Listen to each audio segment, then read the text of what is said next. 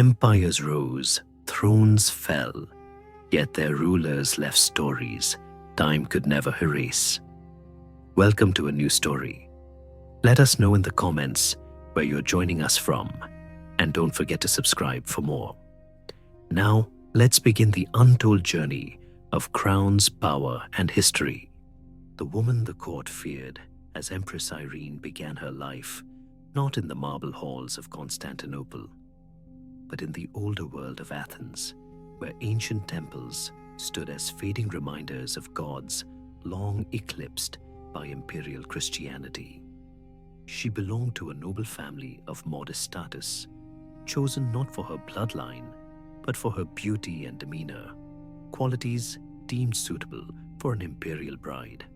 In 769, she was brought east to marry Leo, the son of Emperor Constantine V. The ceremony was lavish, but beneath the public spectacle was a private calculation. Her marriage was not simply an alliance of households. It was a move to stabilize the dynasty through controlled succession. Yet the court could not have predicted that this quiet woman from the provinces would, in time, wield power in ways few male rulers ever had. When Irene entered Constantinople, the empire was in the grip of conflict over icons. The imperial court, shaped by her father-in-law's policies, had taken a hard stance against religious images, purging monasteries and silencing dissenters. The city itself was marked by tension between military and clergy, court and church, doctrine and devotion. Irene, now an imperial bride, kept her beliefs hidden. Her early years as wife to Leo IV placed her within a palace divided. Leo, though the heir, was already showing signs of diverging from his father's harsh iconoclastic stance. His relationship with Irene was political first, personal second. She had entered a world where influence was won not in open conflict, but in silence, in patience, and in the use of proximity to power. As the years passed, Irene bore a son, Constantine VI. This event secured her position, but also tied her future to the boy's survival and eventual succession. Her identity within the palace became dual, both imperial consort and mother to the future emperor. It was a role that gave her access, first to the private rooms of court life, and later to its councils and correspondence. But she remained largely in the shadows, watching as Leo struggled with illness and rising court divisions. By the time he ascended to the throne in 775, his health was uncertain. Irene's position grew increasingly complex. She stood at the edge of power, visible, respected, but not yet dominant. Within the palace, tensions over religion and succession deepened. Irene's own devotion to icons, which would later define her reign, was still kept quiet, but it shaped her network of allies. She maintained relationships with religious figures who opposed iconoclasm, even as the official policy remained one of suppression. As Leo's illness advanced, factions began to form. Some viewed Irene as a potential regent, others as a threat. In these early years, she learned to navigate a court where visibility was dangerous and loyalty was rarely secure. The imperial family lived within a system of ceremonial displays, banquets, baptisms, public blessings, but it was in the quiet corridors and whispered alliances that future power was brokered. When Leo IV died in 780, Constantine VI was only 9 years old. His coronation was immediate, but the real authority passed to Irene as regent. It was a transition that had precedent in Byzantine politics, yet Irene's rise carried a quiet edge that unsettled the aristocracy. She did not merely hold power until her son came of age. She began to shape it. Her regency was not marked by withdrawal or passive stewardship. Instead, she moved deliberately, reinforcing ties with the church, reintroducing suppressed icon veneration, and appointing allies to key posts. The imperial court, still steeped in traditions that assumed female rulers would remain ceremonial, began to understand that Irene's rule would be different. Even in these earliest days, long before the titles changed and crowns shifted, Irene's posture told a deeper story.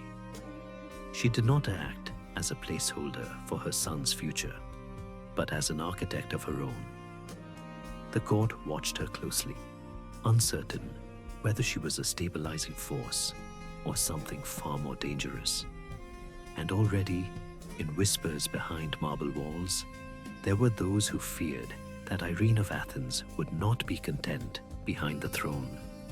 When Irene became empress, the palace expected submission. She had fulfilled her ceremonial duties, borne an heir, and stood beside her husband at official processions. But beyond the gold-threaded gowns and public blessings, her role was tightly controlled. Under Leo XII, now emperor, the court remained a stronghold of iconoclasm, shaped by his father Constantine III's harsh policies. Irene's personal support for the veneration of icons was not yet public, but it was already a quiet source of tension. She lived within a regime that punished image worship as heresy, yet the signs of her sympathy for the opposing camp were visible to those who watched closely. Her alliances within the clergy and among the palace staff began to form a subtle network, and her proximity to Leo gave her space to maneuver, even as his health began to decline. Leo's reign began with gestures of continuity, but cracks soon appeared. He was less forceful than his father, less consistent in religious enforcement. Though he retained iconoclast advisors, he also recalled bishops and monks who had been exiled under previous laws. The court viewed these moves with unease. To some, they suggested leniency, to others, indecision. For Irene, these mixed signals offered opportunity. As Leo's illness deepened, he relied more on her presence at court, entrusting her with ceremonial appearances and domestic control. This was more than a matter of family. It was an early form of co-governance, even if unofficial. In the eyes of the bureaucracy, she was stepping beyond her role. To the iconoclast faction, this shift posed a threat. If Irene was seen as influencing state affairs while harboring iconophile loyalties, her presence could destabilize imperial policy from within. Tensions rose in 780 when Leo took steps to sideline those closest to Irene. He removed certain court officials, restricted access to key documents, and promoted allies of the iconoclast camp to sensitive positions. Yet even as his actions signaled mistrust, his weakening health made them difficult to enforce. The imperial family presented a united front during festivals and rituals, but inside the palace walls, divisions hardened. Irene remained outwardly respectful, but her attention shifted from ritual duties to administrative oversight. She tracked appointments, monitored the treasury, and consulted with clerics and military officers behind closed doors. These were not formal powers, but in a court governed by favor and access, they mattered. At the same time, her son Constantine, now a visible symbol of dynastic continuity, became a focal point for political maneuvering. Different factions saw him as the future vessel of their policies.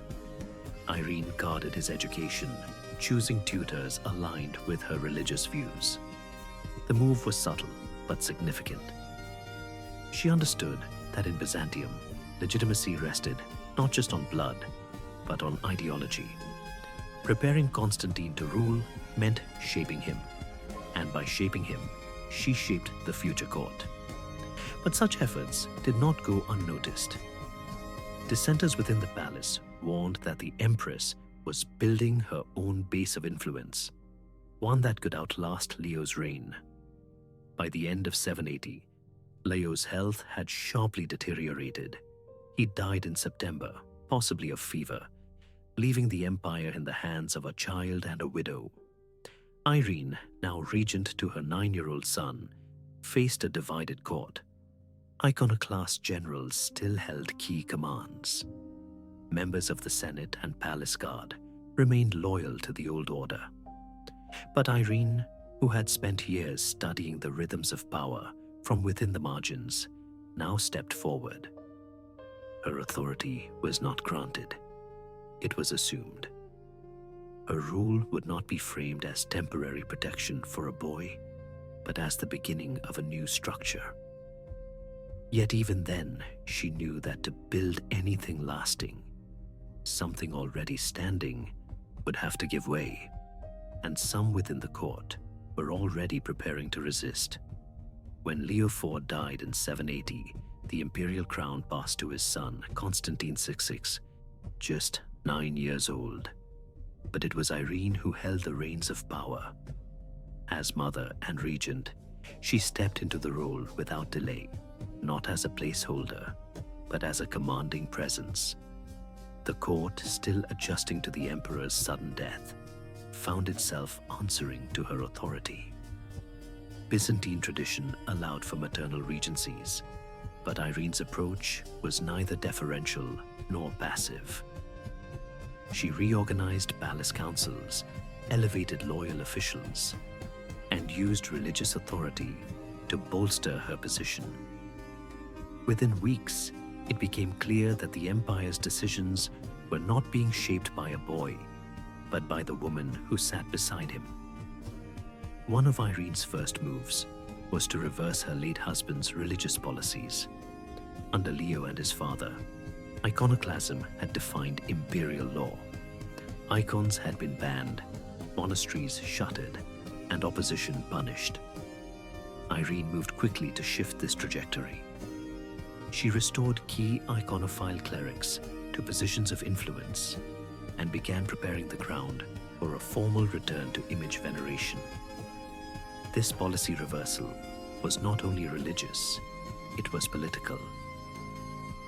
The Orthodox Church held deep influence across the empire, and by aligning herself with its leaders, Irene gained both moral authority and regional loyalty. Monastic estates reopened, exiled bishops returned, and in the great churches of Constantinople, icons once hidden were brought back into the light. This calculated restoration won her support from religious communities long alienated by imperial force. But religious shifts came with backlash. Many in the military elite had risen under iconoclast emperors. They saw Irene's changes as a betrayal of Constantine I's legacy and a destabilization of state ideology. Tensions grew in the army ranks. Some generals withdrew to their provinces. Others sent private protests to the palace. Irene responded not with negotiation, but with firm suppression. She exiled dissenting commanders and replaced them with men of less influence but greater loyalty. The court, watching these maneuvers, began to understand the extent of her control. She was not simply preserving the throne for her son. She was redefining the nature of imperial governance. Inside the palace, her image became a fixture of state ceremonies. Coins were minted bearing both her name and Constantine's, often placing her title first. Public processions featured her at the center, not at the margins. Imperial edicts were issued jointly, but her directives carried greater weight. Behind the gilded walls, Irene established a structure that operated through personal trust and surveillance. Secretaries, chamberlains, and court eunuchs were chosen carefully, many of them owing their careers to her direct intervention. Political dissent was met with swift removal or quiet exile. No open violence marked these years, but silence became its own kind of rule. As Constantine aged, pressure mounted. Advisors close to the young emperor began to voice concerns. They questioned the balance of authority. They warned of growing resentment among the aristocracy. Some hinted that the boy's education was being steered away from military and legal duties, focused instead on court rituals and ceremonial displays. Irene's control remained outwardly intact, but whispers of future change stirred beneath the surface. In private audiences, certain senators and generals began seeking Constantine's ear, offering their loyalty not to the empress, but to the emperor-to-be. For now, the balance held.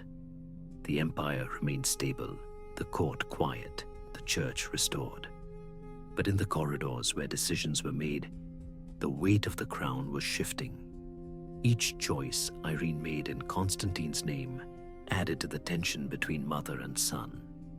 And while the boy emperor continued to appear beside her in public, those who stood behind him had begun to imagine a day when he would no longer share the throne. As Constantine VI entered his teenage years, the balance of power in Constantinople grew increasingly unstable. For nearly a decade, his mother had ruled as regent, issuing imperial decrees, overseeing court appointments, and commanding the loyalty of the palace guard. But the boy was no longer a child, now of age to rule in his own right. He began to demand authority that had long been denied to him. Irene, however, made no move to step aside. In imperial ceremonies, she still stood at the center, draped in imperial robes, while Constantine remained at her side, silent and constrained. Decrees continued to bear both names, but all decisions ran through her. The illusion of shared rule masked a deeper fracture, one that would soon reach every corner of the empire. Inside the palace, the tension became personal. Advisors close to Constantine began to push for a formal transition of power, urging the emperor to assert himself. But Irene had fortified her position with quiet precision. She relied on a close circle of court eunuchs and military officers whose careers were tied to her survival. When signs emerged that Constantine might attempt to rule alone, she struck first. Several of his allies, including trusted generals and palace officials, were arrested. One of them, a commander viewed as central to any move against Irene, was blinded, a punishment that not only removed him from military command, but symbolically marked treason. The arrests were carried out swiftly, without trial, and with a clear message. Challenges to the Empress's rule would be silenced before they could take shape. The crackdown sent a chill through the capital. In the streets, soldiers whispered of divided loyalties. In monasteries, prayers were offered for peace. But behind closed doors, clergy argued over whether Irene's grasp on power had gone too far. The Senate, which had once applauded her leadership, grew quiet. Among the people, rumors spread that the emperor was being held in isolation. But Constantine remained in the palace, watching as his mother continued to dominate public life. He was emperor in name, yet treated as a bystander to his own reign. For Irene, the threat was no longer external. It had taken the form of the boy she had once carried into the Hagia Sophia to be crowned. Despite the growing unrest, Irene made no concessions. She continued to issue edicts that blurred the distinction between her role and that of her son. In religious affairs, she maintained her alliance with iconophile leaders, solidifying her legacy with the church while reminding them of her singular authority. Even Constantine's military titles, ceremonial honors granted to teenage emperors, were limited in scope and duration. Each step Irene took to maintain control widened the space between them, turning the imperial household into a battleground without swords. Within the palace, moments of silence revealed more than official records could. Meals were prepared for two, but often eaten alone.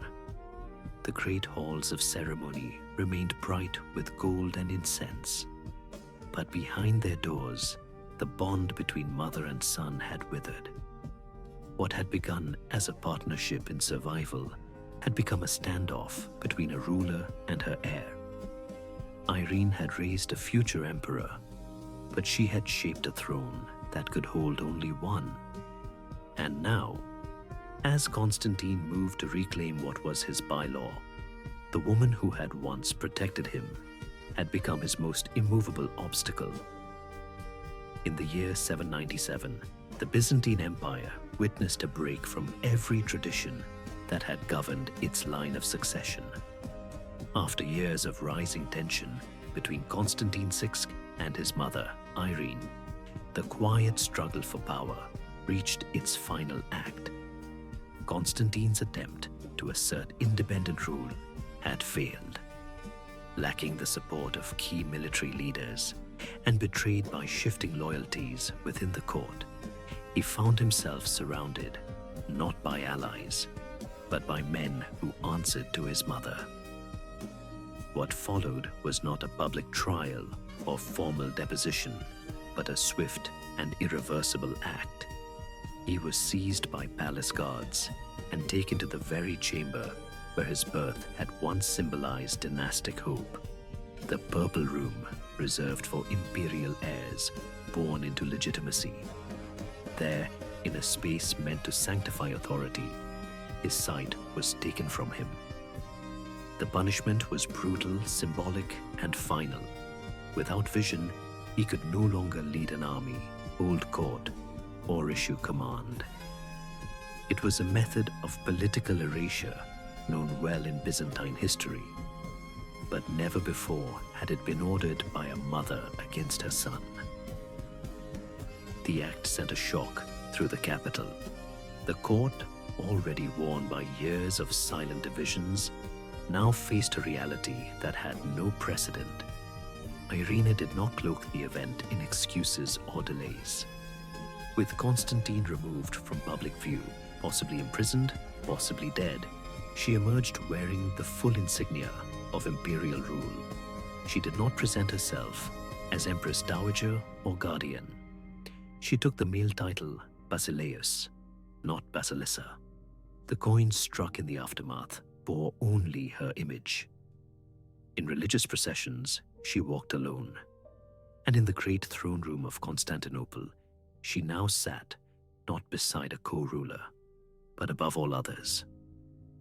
The Byzantine world, steeped in ritual and hierarchy, now had a ruler who defied both bloodline order and gender expectation. The Roman world had never seen a woman rule alone as emperor. Irene's claim was more than symbolic. It challenged centuries of patriarchal structure embedded in both law and theology. Some in the court remained silent out of fear. Others, particularly among the clergy, saw her as a restorer of true faith, especially after her earlier moves to bring back the veneration of icons. Yet many military officials and aristocratic families viewed the blinding of Constantine as a line crossed. The army, already uneasy under her reign, grew restless. Regional governors began to doubt the court's stability, and in the West, the vacuum created by Irene's unprecedented move did not go unnoticed. The consequences spread quickly beyond Byzantium. In Rome, Pope Leo III, unwilling to recognize a woman as legitimate heir to the Roman imperial legacy, took a decisive step. On Christmas Day of the year 800, he crowned Charlemagne, king of the Franks, as Emperor of the Romans. The title, long held only by the Byzantine sovereign, was now split in two. Irene's actions had not only reshaped her own empire, they had divided the very concept of empire itself. Her rise marked the end of a dynasty and the beginning of a new fracture between East and West. Inside the palace, silence returned. The halls that had once echoed with the footsteps of two rulers now moved to the rhythm of one. The guards at the imperial gate answered to a single name, and in the Purple Room, once consecrated by bloodline, now shadowed by bloodshed, the empire had been reshaped by a hand that ruled not beside a son, but in place of one. With no rival left to challenge her from within the palace, Irene ruled the Byzantine Empire alone. Her reign, once filtered through the titles of mother, wife, or regent, now bore only a single name, her own. She took the throne as Basilius, not as a female consort, but as sovereign emperor. Her court became a stage of deliberate opulence. Ceremonies lengthened. Officials marched in greater numbers. The palace glowed with gold-threaded tapestries and jeweled icons designed to affirm her authority as divinely sanctioned. Coinage, which for centuries had carried the likeness of male rulers, now bore only her image, surrounded by titles that left no space for a co-emperor. In every public act, Irene signaled continuity, order, and power. But beneath the surface, the empire was beginning to strain. One of her first major challenges came from beyond the eastern frontier. The Abbasid Caliphate, long in conflict with Byzantium, had grown more pragmatic in its dealings. Irene negotiated a fragile peace, securing a truce that brought momentary relief to border provinces. These agreements, while welcomed by exhausted generals and provincial governors, came at a high cost: large payments in gold and goods.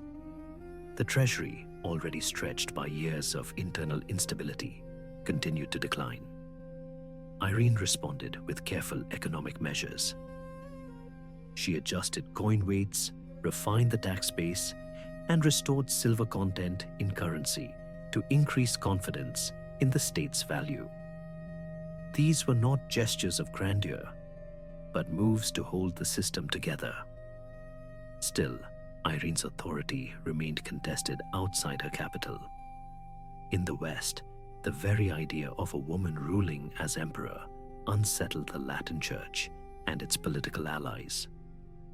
In 800, with Byzantium distracted by internal matters, Pope Leo III took a decisive step. He crowned Charlemagne, king of the Franks, as Emperor of the Romans, a title long reserved for the Byzantine sovereign. The act was both political and symbolic. It severed the West's allegiance to Constantinople and established a rival imperial claim rooted in papal authority. For centuries, the Byzantines had claimed to be the only true heirs of Rome. Now, in the eyes of Western Europe, that legacy was fractured. Irene did not recognize the coronation. She continued to rule from Constantinople with the same titles, the same court rituals, the same religious invocations. But within the palace, her advisors saw the meaning clearly. The symbolic unity of Christendom, once centered in Byzantium, had been broken. What had been a matter of protocol now revealed deeper questions about legitimacy, gender, and political survival. Irene, aware of the implications, did not challenge the West with force. Her focus remained inward, on maintaining stability in a court where loyalties had grown fragile. As the empire's revenues declined, Irene's circle of trust began to contract. She relied heavily on eunuch officials, particularly those raised and trained in palace life, men who had no dynastic ambitions of their own.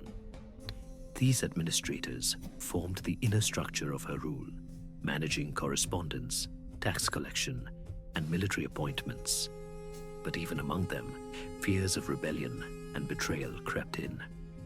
Irene shifted positions often, rotated generals, and dismissed advisors at the first sign of dissent. Her rule had become cautious, heavy with surveillance.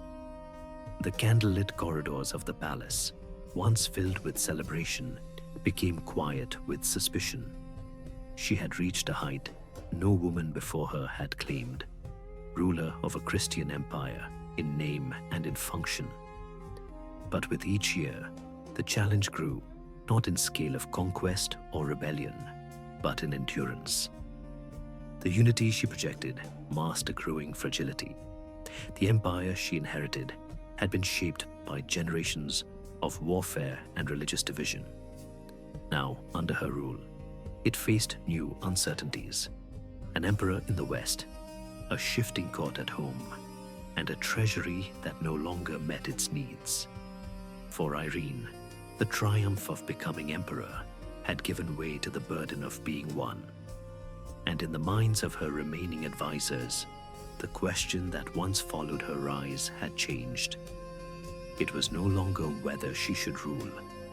It was whether she still could. By the early 800s, Irene stood alone at the heart of an empire that had once celebrated her rise. She had no husband to secure her position through marriage, no son to anchor her dynasty, and no clear successor to protect her legacy.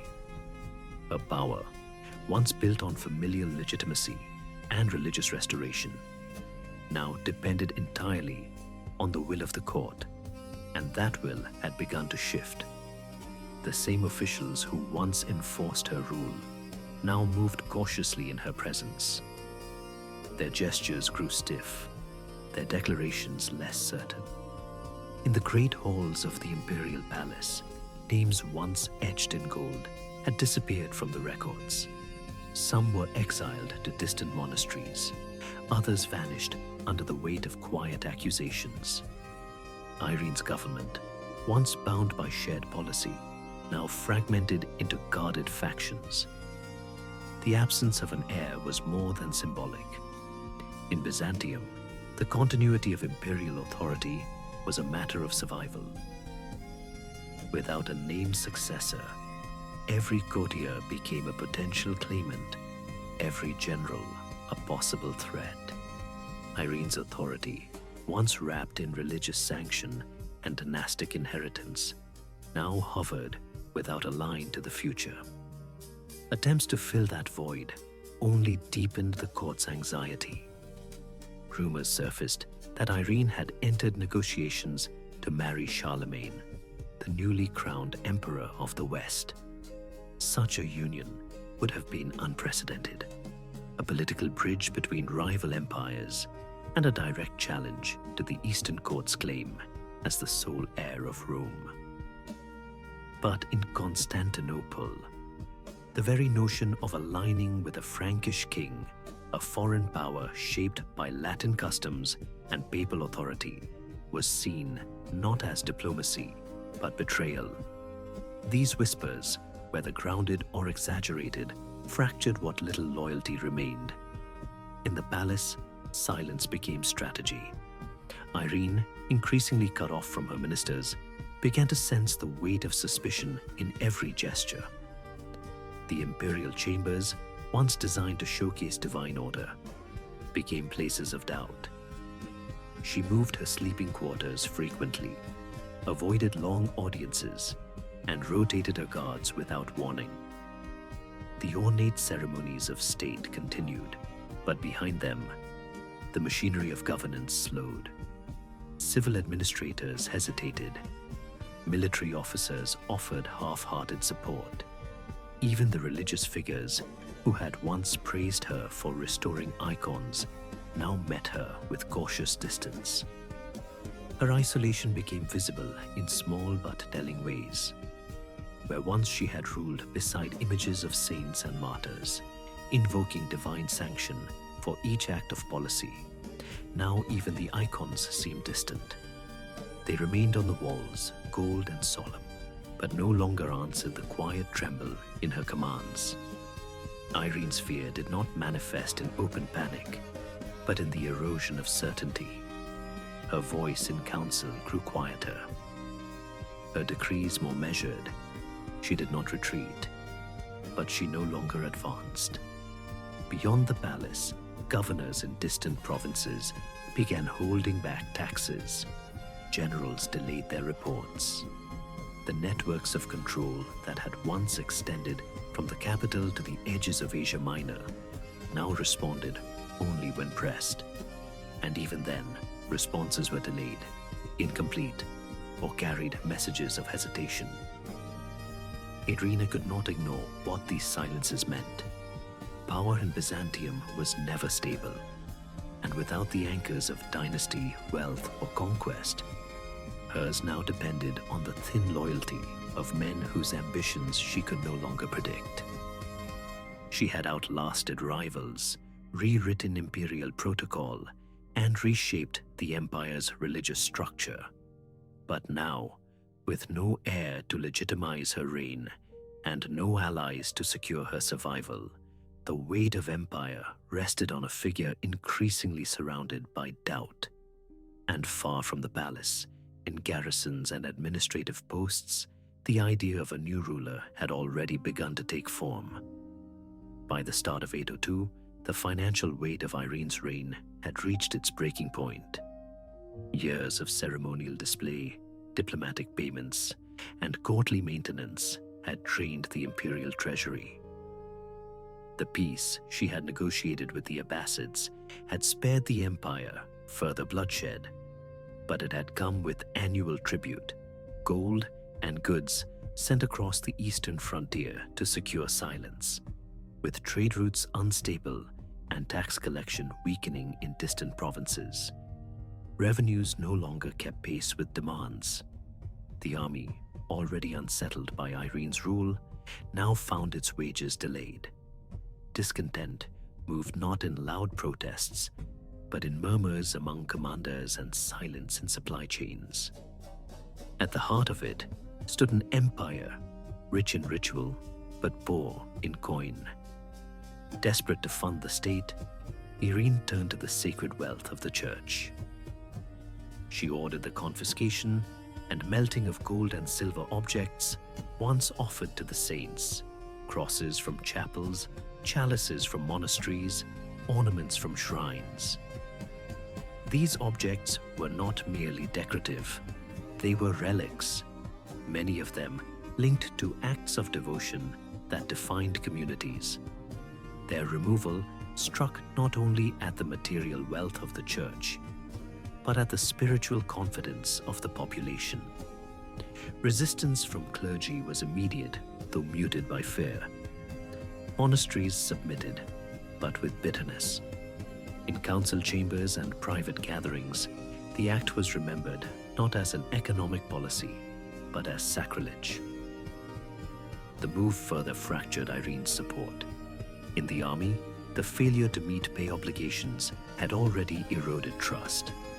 Now, with sacred items melted to fill the gaps, many saw a ruler who had crossed both moral and practical lines. Among the imperial bureaucracy, once loyal administrators began to reconsider their positions. One of them was Nikephoros, a capable official who had served as Irene's finance minister. He had managed the empire's coinage and fiscal structure through years of instability. But as the treasury emptied and the empress turned against the wealth of the church, his loyalty faltered. He began to meet privately with key senators, military officers, and members of the clergy. The plan that emerged was not forged in fire or rebellion, but in documents, timing, and silence. When the moment came, it happened without bloodshed. Irene was seized within the palace by guards who no longer served her. There were no riots in the street, no regiments came to her defense.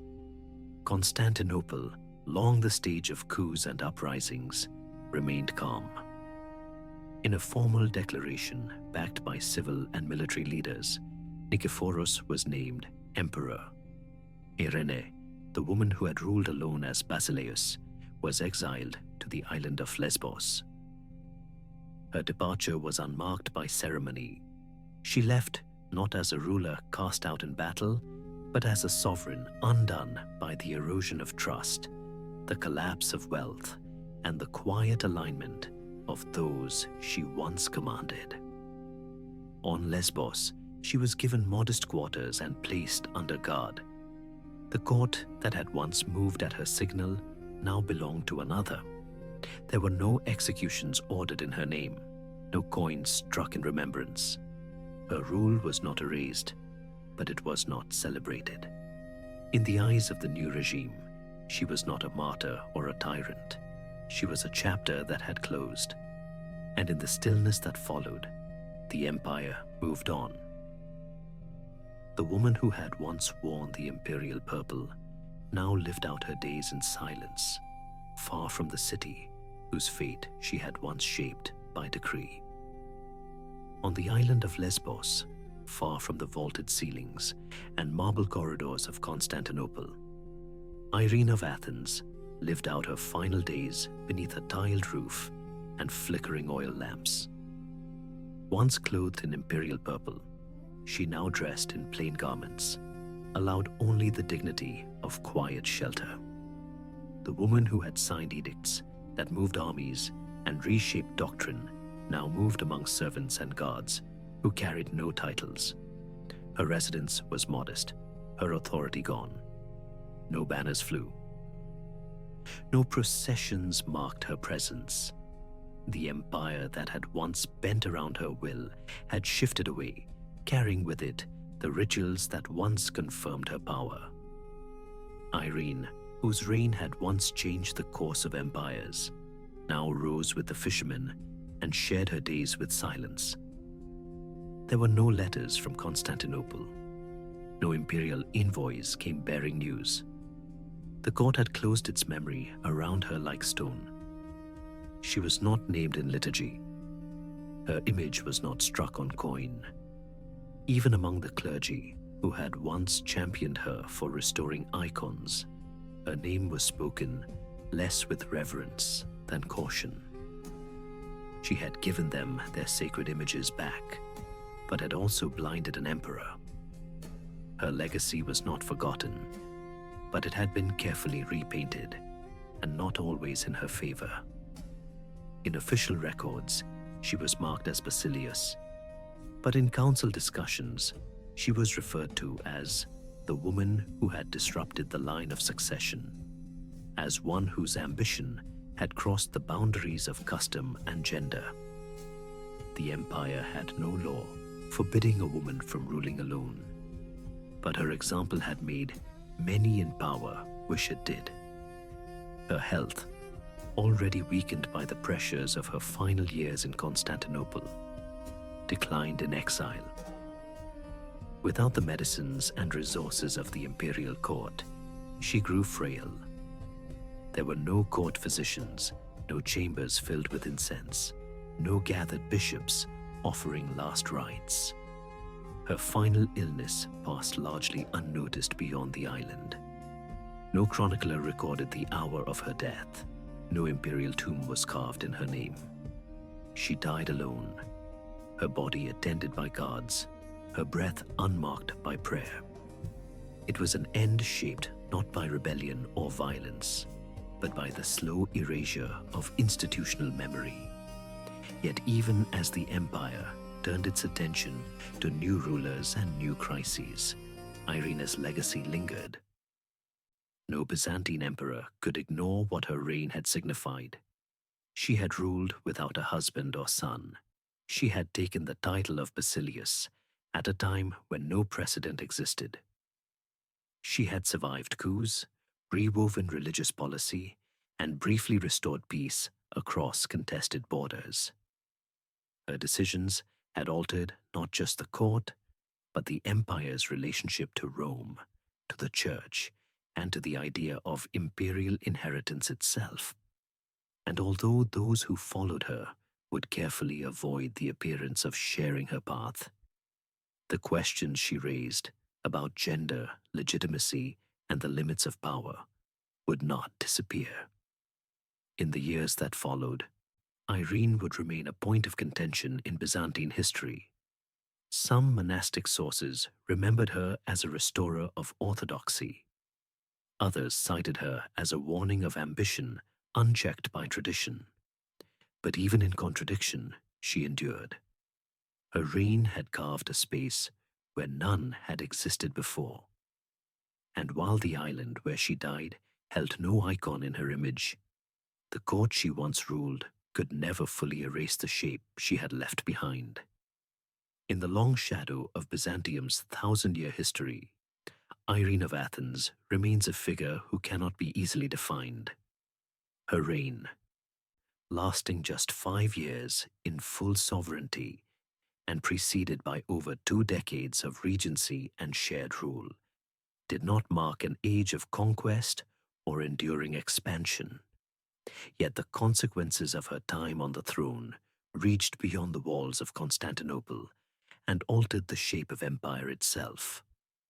She was the first woman to rule the Byzantine state as Basileus, not merely as consort, dowager, or regent, but as sovereign in her own right.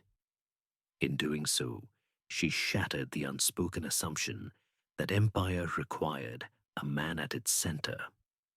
For centuries, her example would remain unmatched and often unmentioned by those who followed. But her legacy was not forged in ceremony alone.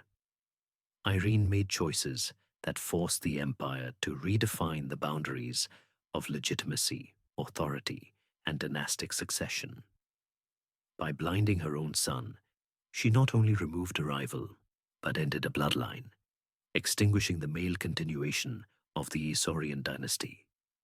That act, carried out not in rebellion, but through the instruments of state power, left an indelible mark on how the court viewed loyalty, motherhood, and imperial duty. The political cost was immediate. It fractured alliances and isolated her within her own palace. But it also exposed the fragility of a system built on lineage rather than consent, and revealed how governance could be seized, reshaped, and ultimately lost through the very institutions designed to protect it. Her reign also drew sharp lines between East and West. The decision of Pope Leo III to crown Charlemagne as Emperor of the Romans in 800 was, in part, a direct response to the vacancy the West perceived on the Byzantine throne, a throne they believed could not be truly held by a woman. Irene's legitimacy in Constantinople was unquestioned by church and court, but in Rome, her reign created a rupture that had long-term consequences. The idea of a single Roman Empire was broken, replaced by competing claims. From that division grew the foundation of the Holy Roman Empire, a Western institution that would shape European politics for centuries. Irene had not sought this outcome, but by ruling alone, she forced a reckoning between ideology and reality, between tradition and the evolution of power. Still, not all remembered her as a political disruptor. Within the Orthodox Church, Irene's name would be linked to restoration. A reversal of iconoclasm, confirmed by the Second Council of Nicaea in 787 during her regency, realigned the empire with the iconophile tradition and brought peace to a church torn by theological violence. Monasteries reopened. Sacred images returned to public life. For this, she would be honored in later Orthodox tradition, not only as an empress, but as a guardian of true belief. And yet, even in this triumph, the complications of her rule remained. Her piety did not soften the memory of her political ruthlessness. Her faith did not erase the violence required to secure her throne. To the generations that followed, Irene became a mirror through which power was examined. Some viewed her as a visionary who defied boundaries, others as a warning against ambition unmoored from tradition. In imperial texts, her name was at times omitted, at times preserved. In legal codes, her reign marked a precedent both accepted and denied.